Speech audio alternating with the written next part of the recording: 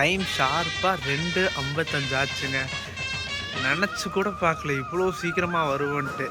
ரீசெண்டா திருநெல்வேலியிலிருந்து கோயம்புத்தூருக்கு ஒரு 7 மணி நேரத்துல நம்ம டிராவல் பண்ணியிருந்தோங்க. எந்த சர்வீஸ் தானே பாக்குறீங்க? நம்ம மார்த்தாண்டம் டு கோயம்புத்தூர் பிரீமியம் நாஞ்சில்ல டிராவல் பண்ணியிருந்தோங்க. இந்த பஸ் திருநெல்வேலியில எடுத்துட்டாங்கன்னா நெக்ஸ்ட் நம்ம டைரக்டா நம்ம கோயம்புத்தூர் தாங்க. நடுவில் ஒரே ஒரு பிரேக் ஸ்டாப் தான். நம்ம திருநெல்வேலியில இருந்து கோயம்புத்தூர் வரைக்கும் டிராவல் பண்றதுக்கு 310 ரூபா சார்ஜ் பண்றாங்க.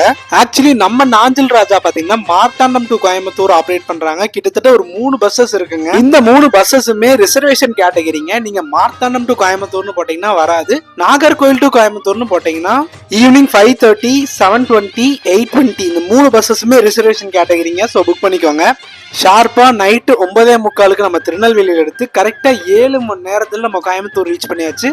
காலையில 4:45 கோயம்புத்தூர் சிங்கனூர் வந்தாச்சுங்க. வீக்கெண்ட்ல 500,000 கொடுத்து பிரைவேட் பஸ்ல போற நம்ம இவ்வளவு பெரிய ஆப்பர்ச்சுனிட்டி மிஸ் பண்ணிட்டு இருக்கோம்னா பாத்துக்கோங்க.